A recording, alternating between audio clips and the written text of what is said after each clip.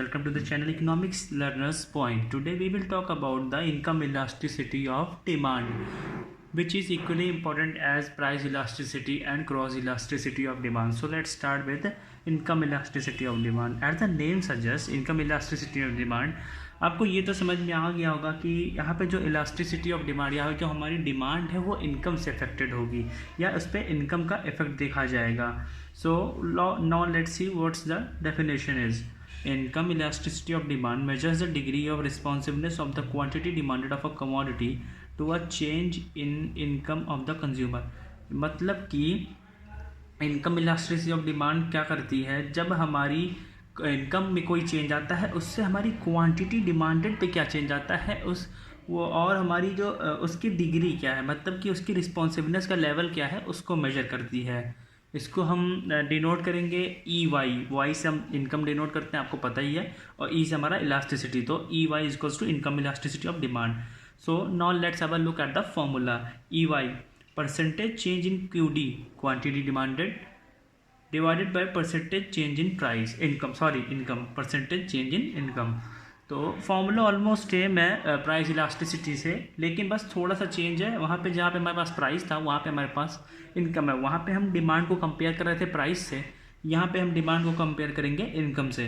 तो now let's see E Y that is elasticity income elasticity of demand is equals to delta Q by Q divided by delta Y by Y is equals to delta q divided by q divided by delta y divided by y, that is delta q by q multiplied by y divided by y. ये आपको पता ही कैसे होता है.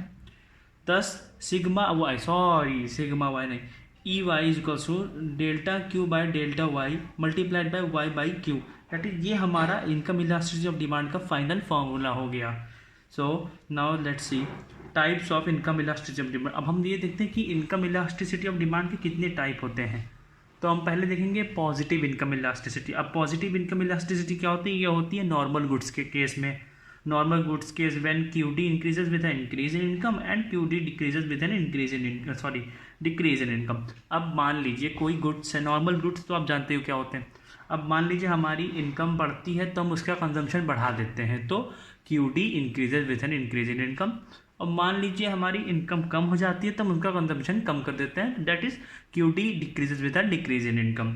ये तीन तरह की होती हैं, इलास्टिक, इन इलास्टिक और यूनिटरी इलास्टिक. सो देखते हैं इनकम इलास्टिक.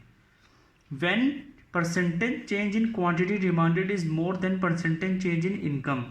जब हमारी क्वांटिटी डिमांडेड का जो परसेंटेज चेंज का लेवल है वो हमारी इनकम के लेवल्स के चेंज से ज़्यादा है, मतलब कि हमारी जो क्वांटिटी डिमांडेड में परसेंटेज चेंज आ रही है वो ज़्यादा आ रही है as compare to the change in the income. ऐसी सिचुएशन में हमारा जो इनकम इलास्टिसिटी होगी वो होगी मोर देन 1, और ये नॉर्मल गुड्स के केस में होगा like cars, TV etcetera. Luxuries के केस में होगा, लग्जरीज के केस में ऐसा ही होता है. ठीक है, अब हम देखते हैं इनकम इन इलास्टिक.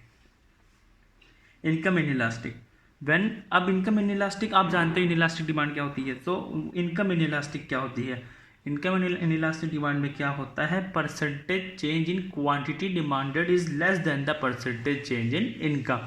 मतलब कि in comparison to the quantity demanded the change in the income is more than the change in quantity demanded. मतलब कि हमारी क्वांटिटी डिमांडेड उस लेवल से नहीं बढ़ी जिस लेवल से हमारी इनकम बढ़ रही है. मान लीजिए सॉल्ट हो गया, फूड हो गया, नहीं सॉल्ट नहीं, फूड हो गया, सोप हो गया, क्लोथ हो गया एक्सेट्रा, ये हमारी नेसेसिटीज़ हो गई. अब ऐसा तो है नहीं कि जैसे हमारी इनकम बढ़ती जा रही तो हम नेसेसिटी सिर्फ फूड ही फूड लेंगे या सिर्फ सोप ही सोप लेंगे या क्लोथ्स ही क्लोथ्स लेंगे. तो एक उनकी लिमिट होगी ना. तो जिस लेवल से हमारा जो इनकम बढ़ेगा ना या इनकम में चेंज आएगा ना, उस लेवल से हमारी क्वांटिटी डिमांडेड में चेंज नहीं आएगा. I hope it is clear. So now come to unitary income elastic. अब यहाँ पे आप यूनिटरी का मतलब समझ ही गए हो. जब क्यू डी और प्राइस में इनकम में इक्वल चेंज होगा when percentage change in quantity demanded is equal to the percentage change in income, then E Y equals to 1. अब हम देखते हैं negative income elasticity of demand क्या होती है, या negative income elasticity of demand क्या होती है देखते हैं. When an increase in the income of the consumer leads to a fall in quantity demanded of a commodity, then the income elasticity of demand is said to be negative. अब मान लीजिए हमारी income बढ़ने से किसी commodity की demand कम हो जाती है. ऐसा कब होता है, याद करिए, इन्फीरियर गुड्स के केस में. जब इन्फीरियर गुड्स के केस में क्या होता था कि हमारी जब इनकम बढ़ती थी ना, जब हमारी इनकम बढ़ जाती थी तो हम उनका कंजम्पशन, इन्फीरियर गुड्स का कंजम्पशन कम कर देते थे, क्योंकि हम फिर अब superior goods that is normal goods उन पे शिफ्ट होने की पूरी कोशिश करते हैं और शिफ्ट हो भी जाते हैं. तो negative income elasticity of demand कब, इन्फीरियर गुड्स के केस में देखी जाती है. अब देखते हैं कि जीरो इलास्टिसिटी ऑफ डिमांड कब होगी. When the quantity demanded of a commodity remains unchanged in respective of the change in the income of the consumer. This situation is applicable in the case of goods of inexpensive essentials. अब मान लीजिए हमारी quantity demand में कोई change नहीं आ रहा है और हमारी इनकम बढ़ती जा रही है या कम हो गई या बढ़ गई, तो लेकिन उससे हमारी क्या होता है कि क्वांटिटी डिमांडेड पे या हमारी क्वांटिटी पे या हमारी डिमांड पे कोई इफेक्ट नहीं आ रहा है. जो मतलब इस मेरे कहने का मतलब है, मान लो कि मेरी इनकम बढ़ जाती है, ठीक है, लेकिन मेरी जो किसी गुड्स की कंजम्पशन थी ना, मैं उसी लेवल पर रखता हूँ, तो ये हो जाएगी zero income elasticity of demand. इसमें हमारी वो आएंगी इनएक्सपेंसिव एसेंशियल्स आएंगी लाइक सॉल्ट. अब ऐसा तो है नहीं कि मेरी इनकम बढ़ गई तो मैं अभी नॉर्मल सिचुएशन में 1 kg सॉल्ट कंज्यूम कर रहा था पर मंथ, अब मेरी इनकम बढ़ गई तो मैं 2 kg करूँगा. दिस इज़ नॉट पॉसिबल ना. सो ऐसी सिचुएशन में zero income elasticity of demand prevail करेगी. So now let's come to cross elasticity of demand. अब हम देखेंगे क्रॉस इलास्टिसिटी ऑफ डिमांड क्या होती है. Meaning, cross elasticity of demand is defined as the percentage change in quantity demanded of a commodity with respect to the change in the price of its related good. जब हमारी किसी commodity के related goods में कोई price में change आती है ना, तो उससे जो पहली कमोडिटी के डिमांड में जो चेंज आती है उसी को कहते हैं क्रॉस इलास्टिसिटी.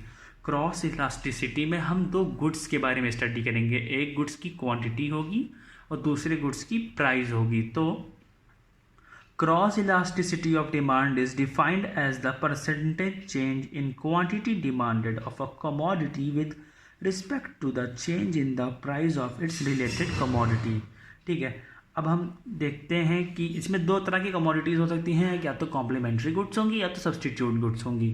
अब हम देखते हैं कब कॉम्प्लीमेंट्री होगी, कब सब्सटीट्यूट्स होगी. No, let's see the formula first.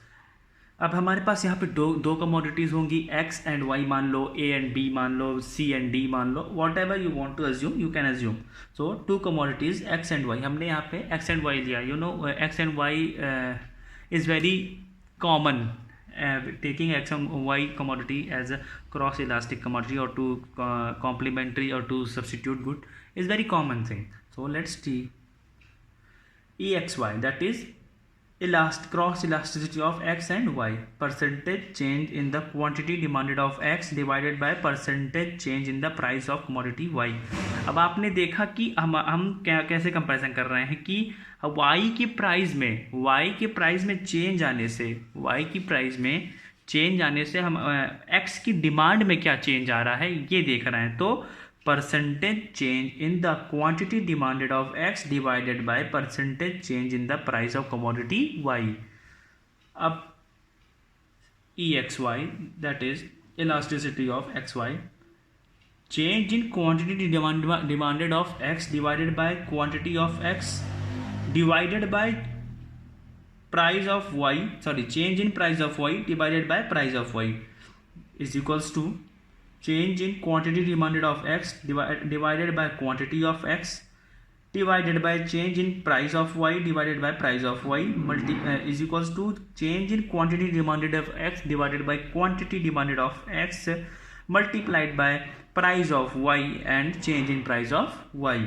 So हमारा फॉर्मूला जो फाइनल आएगा वो आएगा delta Q X by delta P Y multiplied by P Y divided by Q X. That is कि percentage change in quantity demanded of X divided by percentage change in price of Y multiplied by price of Y and divided by quantity of x.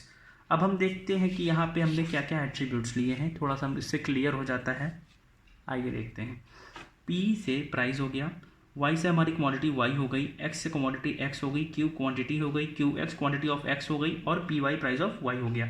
In cross elasticity of demand, the two goods which are taken will be substitute to each other or complementary to each other. मैंने बताया था या तो complementary होंगे या तो substitute goods होंगे. तो अब हम देखते हैं कि हमारी क्रॉस इलास्टिसिटी ऑफ डिमांड कितने टाइप की होती है. Positive cross elasticity of demand ये कब होगी? ये होती है जब कमोडिटी जो होती है, दो कमोडिटीज़ होती हैं, वो जब परफेक्ट सब्सटीट्यूट्स होती हैं तो positive cross elasticity of demand होती है. इस पर क्या होता है? When increase in the price of one commodity Y leads to an increase in the demand of other commodity X. अब मान लीजिए कि Y के प्राइस बढ़ जाते हैं, Y कमोडिटी के प्राइस बढ़ जाते हैं, ठीक है, बढ़ जाते हैं प्राइस, और X कमोडिटी की जो डिमांड बढ़ जाती है. क्यों? क्योंकि प्राइस जो है Y कमोडिटी के बढ़ गए. तो सीधी सी बात है, ये सिचुएशन कब होगी? सब्सटीट्यूट गुड्स में. सब्सटीट्यूट गुड्स में क्या होता है कि अगर कमोडिटी Y की प्राइस बढ़ती है तो कमोडिटी X की डिमांड बढ़ जाती है. अब मान लीजिए tea and coffee are the perfect substitute, ठीक है. अब मान लीजिए कॉफ़ी के प्राइसेस बढ़ते हैं तो टी की डिमांड बढ़ेगी. मान लीजिए टी के प्राइसेस बढ़ते हैं तो कॉफ़ी की डिमांड बढ़ेगी. तो ऐसी सिचुएशन में जो क्रॉस इलास्टिसिटी ऑफ डिमांड होगी ना, वो होगी पॉजिटिव नेचर में. अब हम देखते हैं negative cross elasticity of demand कि हमारी negative cross elasticity of demand क्या होती है. Cross elasticity of demand is said to be negative when a fall in the price of Y leads to an increase in the demand for X. Complementary goods have negative cross elasticity and have the goods X and Y are complementary to goods to each other.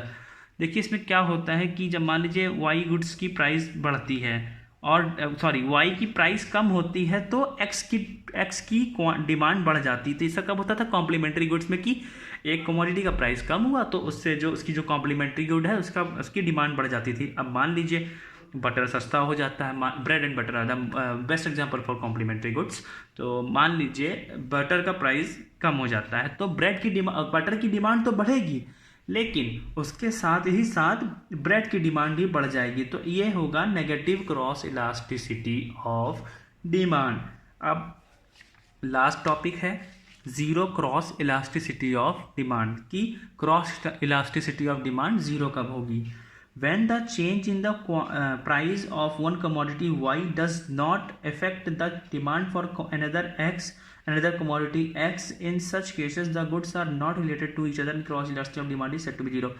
जब goods का कोई आपस में connection ही नहीं होगा, मान लो T ले लिया और कार ले ली, टी और कार का तो कोई रिलेशनशिप है ही नहीं, तो अगर टी की प्राइस बढ़ती है या कम होती तो उससे कार की डिमांड पे तो कोई इफेक्ट आएगा ही नहीं. तो ये होगी zero cross elasticity of demand.